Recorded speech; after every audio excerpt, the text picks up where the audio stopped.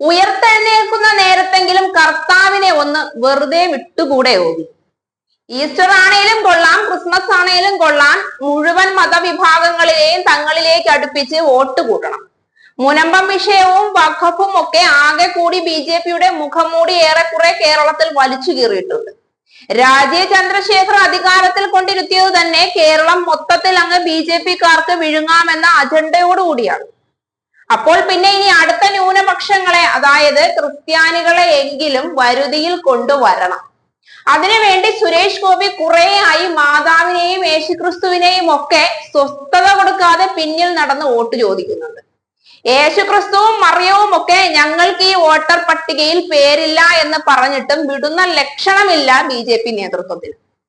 ആരുടെയെങ്കിലും കല്യാണം ആവട്ടെ, മാമോദിസ ആവട്ടെ, മരണാനന്തര ചടങ്ങാവട്ടെ, BJPക്കാർക്ക് വോട്ടു തന്നെ മുഖ്യം ബിഗിലേ.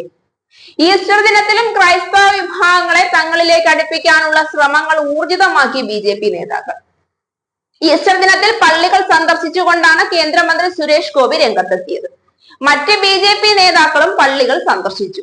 പുരോഹിതരെയും വിശ്വാസികളെയും കണ്ട് തൃശൂരിലെ പുത്തൻപള്ളി, ഒല്ലൂർ പള്ളി എന്നിവിടങ്ങളിൽ സുരേഷ് ഗോപി സന്ദർശനം നടത്തി. തൃശൂർ അതിരൂപത ബിഷപ്പ് ഹൗസിലെത്തിയ കേന്ദ്രമന്ത്രിയെ ബിഷപ്പുമാർ ആൻഡ്രൂസ് താഴത്ത് സ്വീകരിച്ചു. അടിതെറ്റി വീണാലും നിനക്ക് ഉയർപ്പുണ്ട് എന്നതിന്റെ സന്ദേശമാണ് ഈസ്റ്റർ നൽകുന്നതെന്ന് കേന്ദ്രമന്ത്രി സുരേഷ് ഗോപി പറഞ്ഞു. പ്രതീക്ഷ ഒന്നില്ലെങ്കിൽ ജീവിതമില്ല. പ്രതീക്ഷയിലൂടെയാണ് ഓരോ കുടുംബവും, സംസ്ഥാനവും, രാജ്യവും മുന്നോട്ട് പോകുന്നത്.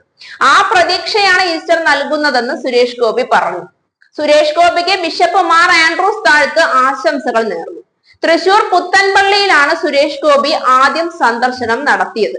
ഇന്ന് വിവിധ ഇടങ്ങളിൽ ഈസ്റ്റർ ദിന സന്ദർശനം തുടരുമെന്നാണ് കേന്ദ്രമന്ത്രിയുടെ ഓഫീസ് അറിയിച്ചിരിക്കുന്നത്. പ്രത്യാശയൊക്കെ നല്ലതു തന്നെ സുരേഷ് ഗോപിക്കും BJPക്കാർക്കും. പക്ഷേ ഉയർത്തെഴുന്നേൽപ്പുണ്ടാകുമെന്ന കാര്യം കേരളത്തിൽ സംശയമാണ്. അതേസമയം BJP സംസ്ഥാന അധ്യക്ഷൻ രാജീവ് ചന്ദ്രശേഖർ തിരുവനന്തപുരം പാളയം ലൂർദ് ഫൊറോന പള്ളിയിലെത്തി കർദിനാൾ മാർ ജോർജ് ആലഞ്ചേരിയെ സന്ദർശിച്ച് ഈസ്റ്റർ ആശംസകൾ നേർന്നു. സ്നേഹയാത്ര പോലെ വീടുകളിൽ എത്തി ഒരു സ്പെഷ്യൽ വിസിറ്റിന്റെ ആവശ്യമുണ്ടെന്ന് തോന്നുന്നില്ലെന്ന് രാജീവ് ചന്ദ്രശേഖർ പ്രതികരിച്ചു. മുനമ്പത്തെ പ്രശ്നം ആര് പരിഹരിക്കുമെന്ന് ജനങ്ങൾക്കറിയാം. 35 കൊല്ലം പലരും ഭരിച്ചു, അവരൊക്കെ എന്തു ചെയ്തു എന്നും ജനങ്ങൾക്കറിയാം. വഖഫ് ബില്ല് നടപ്പിലാക്കുമ്പോൾ മുനമ്പം പ്രശ്നം പരിഹാരമുണ്ടാകും. ആ വിശ്വാസമാണ് തനിക്കുള്ളതെന്ന് കിരൺ റിജിജു പറഞ്ഞത് താൻ സതുദ്ദേശത്തോടെയാണ് കാണുന്നത്. ഇവിടെ മറ്റൊരു തരത്തിൽ വ്യാഖ്യാനിക്കുന്നു. ബില്ല് സുപ്രീം കോടതിക്ക് പുറത്തെത്തി നടപ്പിലാകുമ്പോൾ മുനമ്പം പ്രശ്നത്തിന് പരിഹാരമുണ്ടാകുമെന്നാണ് തന്റെ പ്രതീക്ഷയെന്നും അദ്ദേഹം വ്യക്തമാക്കി. മുനമ്പം വിഷയം പരിഹരിക്കാൻ സംസ്ഥാന സർക്കാരും കേന്ദ്ര സർക്കാരും ശ്രമം നടത്തുന്നുണ്ടെന്ന് കർദിനാൾ മാർ ജോർജ് ആലഞ്ചേരി പറഞ്ഞു. നിയമം അടിച്ചേൽപ്പിക്കാൻ കഴിയില്ല.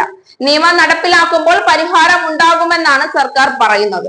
ആഖദ സംസ്ഥാന അധ്യക്ഷന്റെ സന്ദർശനം അനൌദ്യോഗികമാണ്. തനിക്ക് സഭയിൽ നിലവിൽ വലിയ ഉത്തരവാദിത്വങ്ങളില്ല. 80ാം പിറന്നാളിന് ആശംസ അർപ്പിക്കാനാണ് രാജീവ് ചന്ദ്രശേഖർ എത്തിയതെന്നും അദ്ദേഹം വ്യക്തമാക്കി. കാര്യം ഇതൊന്നുമല്ല, എങ്ങനെയും കേരളത്തിൽ വോട്ടുകൂട്ടണം. അതിനി മാതാവിനെ പിടിച്ചിട്ടാണേലും മുസലിയാരെ പിടിച്ചിട്ടാണേലും BJPക്കാർക്ക് പ്രശ്നമില്ല. ഭരണം കിട്ടിക്കഴിഞ്ഞിട്ട് വേണം ഈ വോട്ട് തന്നവരെയൊക്കെ ഇന്ത്യയിൽ നിന്ന് നാടുകടത്തി ഹിന്ദു രാഷ്ട്രം പണിയാൻ. അതുവരെ ഇമാതിരി പല നാടകങ്ങളും മലയാളികളും കാണേണ്ടി വരും.